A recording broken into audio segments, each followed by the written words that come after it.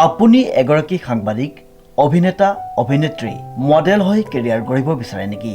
যদি বিচাৰে তেন্তে যোগাযোগ কৰক নিউজ নাও। যোগাযোগৰ নম্বৰটো হৈছে 9954474988। নমস্কাৰ, এটি বিশেষ বাতৰি লৈ নিউজ নাওৰ ষ্টুডিঅ'ত মই মুকেবুল হুছেইন। মাজুলীৰ বিদ্যালয়ত চুঙা পিঠাৰ সোৱাদ ল'লে ছাত্ৰ ছাত্ৰীয়ে। নিউজ নাওৰ এক বিশেষ প্ৰতিবেদন। মাজুলী বিদ্যালয়ত চুঙা পিঠাৰ সোৱাদ ল'লে ছাত্ৰ ছাত্ৰীয়ে। উল্লেখযোগ্য যে ক্ৰমান্বয়ে হেৰাই যাব ধৰা প্ৰাচীন অসমীয়া সংস্কৃতিৰ লগত পৰিচয় হ'ল মাজুলীৰ একাংশ ছাত্ৰ ছাত্ৰী। পাঠদানৰ সমান্তৰালভাৱে শিক্ষকে পৰিচয় কৰিছে অসমীয়াৰ ঐতিহ্য পৰম্পৰাৰ বিষয়ে।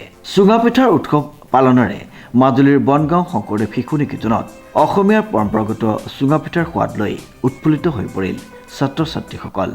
জাতি বাঁহৰ চুঙাত ছাত্ৰ ছাত্ৰীসকলে পিঠাগুড়ি ভৰাই জুইত পুৰি নিজে পোৰা চুঙা পিঠাৰ জুতি লৈ আনন্দিত হৈ পৰিল ছাত্ৰ ছাত্ৰীসকল। বিদ্যালয়খনৰ আচাৰ্যসকলে চুঙা পিঠা বনোৱা কাৰ্যৰ অনুশীলন কৰোৱাই ছাত্ৰ ছাত্ৰীসকলক আধুনিকতাৰ ধামখুমীয়াত একক পৰিয়াল কেন্দ্ৰীয় ব্যৱস্থাসমূহৰ পৰা ক্ৰমাৎ হেৰাই যোৱা চুঙা পিঠাৰ লগত আজি ছাত্ৰ ছাত্ৰীয়ে পৰিচয় হ'ল।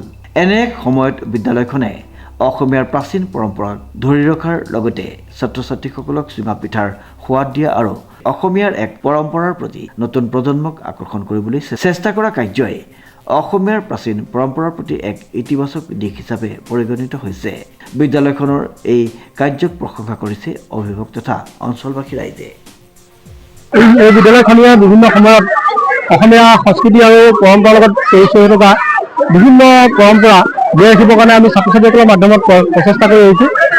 আৰু এইসমূহৰ ভিতৰত অন্যতম হৈছে আমাৰ চুঙা পিঠা পোৰা উৎসৱ এটা। আঘোণৰ শেষত মাঘৰ বিহুৰ প্ৰাক মুহূৰ্তত প্ৰতিটো অসমীয়া পৰিয়ালতে চুঙা পিঠা পোৰা পৰ্ব প্ৰচলিত হৈ আছিলে।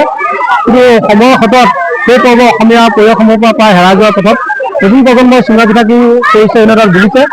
সেয়ে আমি প্ৰতি বছৰে আমাৰ বিদ্যালয়ত অধ্যয়ন কৰা ছাত্ৰ ছাত্ৰীসকলে যাতে সেই চুঙা পিঠাৰ পৰিচয়হীনতাত ভুগিব লগা নহয় তাৰ প্ৰতি লক্ষ্য ৰাখি চুঙা পিঠা পোৰা কাৰ্যসূচী ৰূপায়ণ কৰোঁ।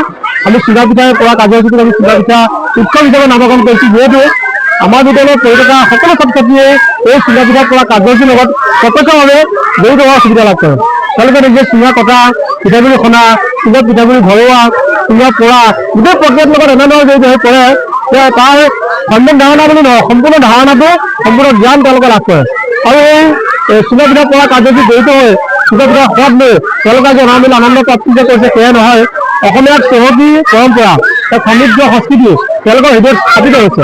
আৰু তেওঁলোকৰ মাধ্যমেৰে অনাগত দিনলৈকে যাতে প্ৰতিটো অসমীয়া পৰিয়ালে আমাৰ এই চুঙা পিঠাৰ পৰম্পৰা পুনৰ জীৱিত হোৱাৰ পৰম্পৰা অব্যাহত থাকে, পুনৰ এটা ৰক্ষা হয় তাৰ আমি প্ৰয়াস কৰিছোঁ।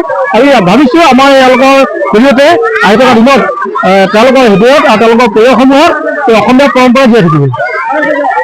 ডিজি বৰাৰ ৰিপৰ্ট, নিউজ নাও।